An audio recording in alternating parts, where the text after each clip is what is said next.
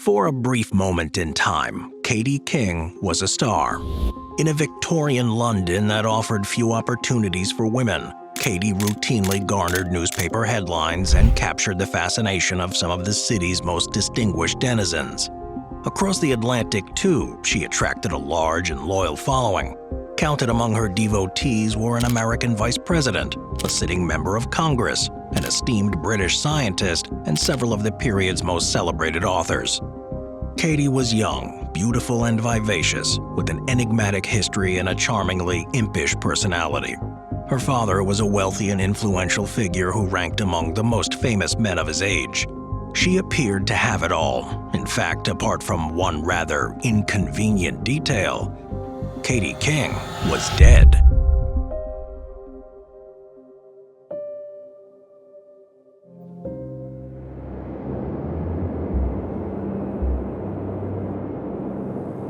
On a cold, clear night in the spring of 1848, Kate and Maggie Fox made first contact with the world beyond. As their mother looked on in confusion and terror, the sisters began communicating with a spirit they'd nicknamed Mr. Splitfoot. In a practice that would come to be known as spirit rapping, the girls posed questions aloud and waited for the entity to respond using patterns of loud, otherworldly rapping noises. In this way, Mr. Splitfoot eventually revealed himself as one Charles B. Rosna, a 31-year-old peddler who had been murdered 5 years earlier in the family's Hydesville, New York cottage.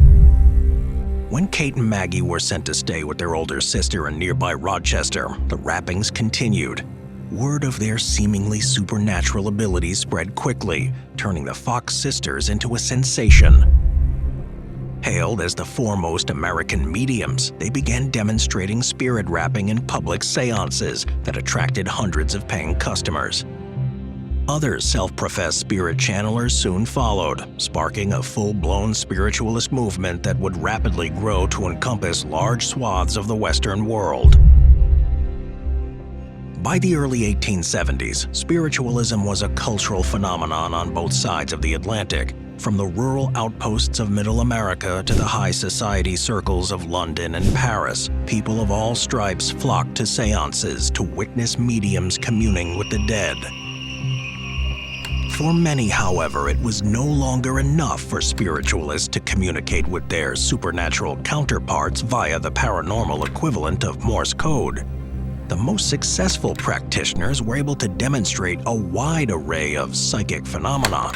They entered trances, channeled the voices of spirit guides, and developed elaborate and sophisticated acts, incorporating tools like spirit slates, spirit cabinets, and seance tables. A select few could even purportedly manifest the spectral forms of the spirits with whom they connected. One such medium was a young woman named Florence Cook. From an early age, Florrie was said to possess an innate gift for communicating with the spirit realm. Born in the East End of London in 1856, she often claimed to hear the voices of angels as a child. By her own account, she first discovered her true psychic powers at age 15, when she levitated a table 4 feet off the ground in front of her schoolmates. Shortly thereafter, Florrie began honing her gifts under the tutelage of famed mediums Frank Hearn and Charles Williams. Despite her youth, Florence Cook swiftly showed herself to be both a powerful medium and a captivating performer. She conducted seances in her family's kitchen with the help of a large cabinet, inside which she would be bound to a chair by ropes around her waist, wrists, and neck. When the cabinet was closed, the face of a pretty young girl would mysteriously appear behind a thin white veil in a hole that had been cut near the top of the door. Though some in her audience found the face suspiciously familiar, the act nonetheless proved to be a hit. During one particular seance in April of 1872, it became the talk of the city. As she often did, Florrie began by stepping behind a drape hung in her kitchen doorway, where she quickly fell into a deep trance. Several minutes later, the spirit whose face she had been conjuring for months emerged from behind the curtain for the first time. In her full and substantive form, she appeared as a pale, beautiful girl cloaked in a flowing white muslin. she once again bore a rather striking resemblance to her young medium. The manifested spirit was tentative at first, doing little more than smiling and nodding from a distance. After a few appearances, however, she began walking, talking, and even interacting with the enraptured audience members. She gave her name as Annie Owen Morgan, though she preferred to be called Katie King. During her troubled life, she had been the daughter of legendary Welsh privateer Henry Morgan.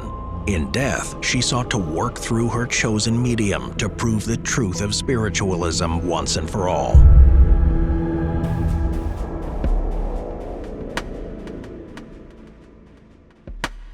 Although Katie King quickly became a starring attraction, drawing countless admirers and establishing Florence Cook as perhaps the most gifted medium in London, not everyone was so eager to believe. On December 9, 1873, a lawyer named William Volkman was invited to attend a séance with several other friends and acquaintances. Right away, he was struck by the many similarities between the spirit and her medium. As the evening wore on, he grew increasingly skeptical and angry. When Katie began moving through the audience, talking and holding the hands of participants, Volkman leaped into action. He seized her arm and held her tightly by the waist, shouting that the apparent apparition was nothing more than Florence in disguise. In the chaos that followed, Katie scratched and clawed her way free as the other attendees attempted to restrain the enraged barrister. According to one onlooker, the spirit simply vanished into thin air upon making her escape. Volkman, though, was not yet ready to drop the issue. He stormed toward the doorway through which Florence Cook had exited at the start of the séance. Throwing back the drape in anger, he found the medium still in her original position. Though her clothing and hair were clearly in disarray, her bindings were seemingly intact and securely fastened. The Volkman affair garnered plenty of sympathy for Florence, but it also highlighted a simmering undercurrent of skepticism. In response, she set about proving her legitimacy as a conjurer of psychic phenomena. To that end, she made contact with one of London's preeminent scientific figures, Sir William Crookes. A brilliant chemist and physicist, Crookes was widely hailed for the skill and originality of his experiments. His many accomplishments included discovering the element thallium, identifying plasma as one of the 4 fundamental states of matter, and pioneering the development of vacuum tubes. He also incorporated the emerging technology of photography into many of his scientific pursuits. After the untimely death of his younger brother in 1867, Crookes's interest had increasingly turned to the realm of psychical research. Having already begun investigating other spiritualist practitioners, including Katie Fox, who'd moved to London some years earlier, he was eager to work with Florrie and her phantom partner. He invited the teenage medium to stay at his home, where he'd built a room specifically designed to conduct rigorous experiments under strictly controlled conditions. By his account, Florence was repeatedly able to manifest Katie during these experiments, even when securely bound by tape or rope knots sealed with wax. In some cases, he claimed the spirit had even led him over to see Florrie as she lay in a trance on the floor. Since the séance room had been carefully controlled and constructed to prevent anyone from surreptitiously slipping in or out, it appeared that Florrie and Katie were indeed separate entities. What's more, while he readily acknowledged that the two looked quite alike, Crookes noted several crucial differences. Katie was, by his measurements, typically a few inches taller than her medium. Whereas Florrie had dark brown hair, Katie's was said to be a hue of rich golden auburn. Florrie was also known to bite her nails down to the nubs, but Katie's always appeared perfectly formed.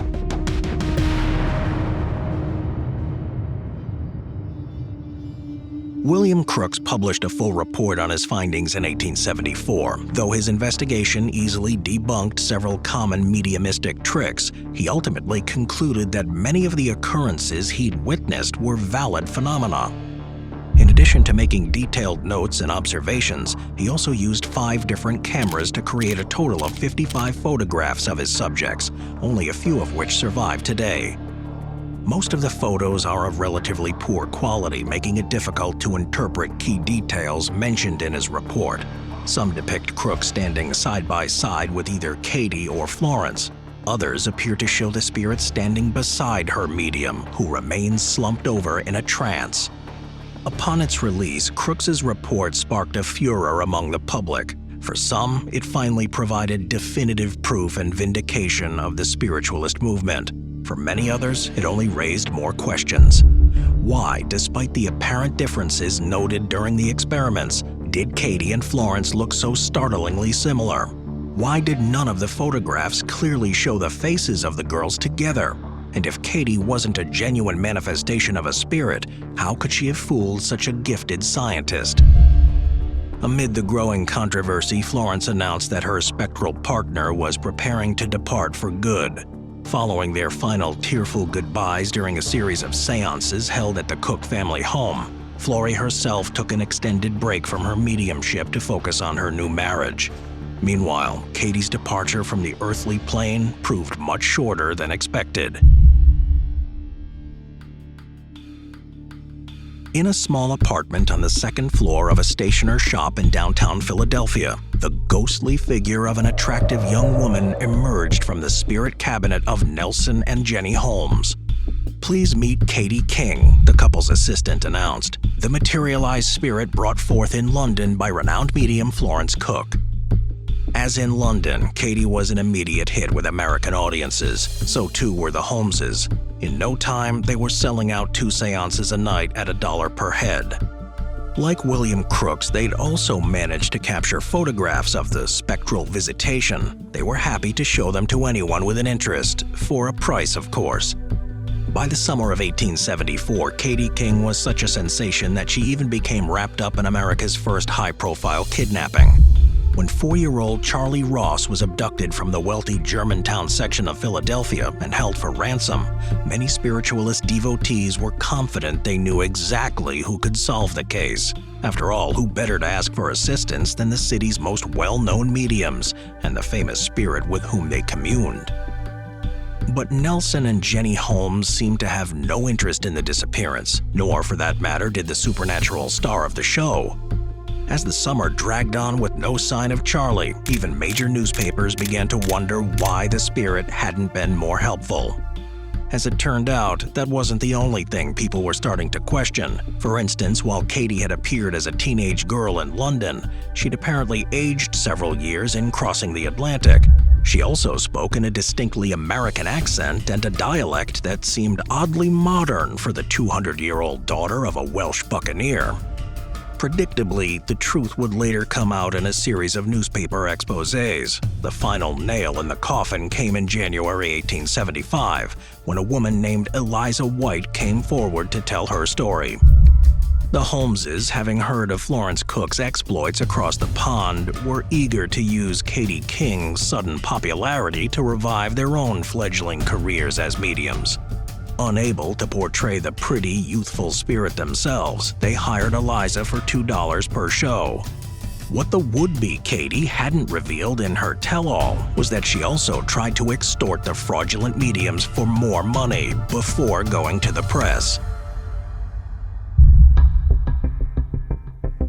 More than 150 years after she first captured the imagination of Victorian London, the spirit of Katie King remains an enduring mystery.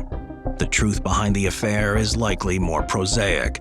The most widely accepted theory is that Katie was the product of clever stagecraft, often portrayed by Florence Cook herself and sometimes by her sister or another accomplice. The question of how Florrie was seemingly able to dupe as sharp and rational a man as Sir William Crookes is harder to answer. Perhaps he was simply taken in by the same charming presence and spellbinding sleight of hand that had won over so many other people. It's also possible that following his brother's tragic death, his desire to affirm the truth of spiritualism overrode his normally keen scientific instincts. A more troubling explanation is that Crookes may have knowingly conducted a fraudulent investigation as a pretext for an affair with his young subject.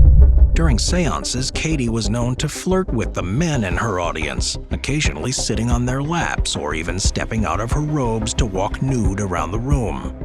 Crookes's writings also reveal a clear admiration for the supposed spirit's physical appearance, writing in one passage, Photography was inadequate to depict the perfect beauty of Katie's face, as words are powerless to describe her charm of manner. Photography may indeed give a map of her countenance, but how can it reproduce the brilliant purity of her complexion or the ever-varying expression of her most mobile features? Whatever the case, the withering criticism Crooks received for his psychical research did little to derail his career as a scientist.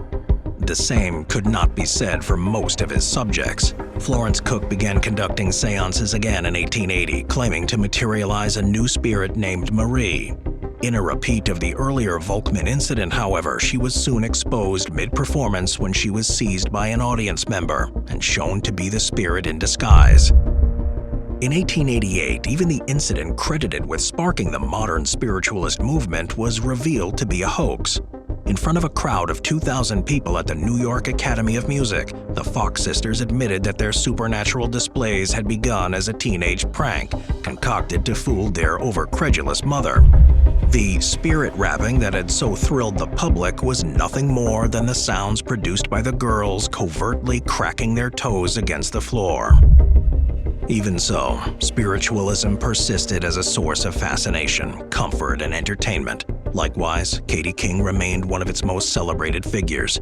Mediums from Paris to New Orleans and beyond continued to summon her spirit for decades to come, enthralling crowds with tales of the beautiful and well-traveled pirate's daughter.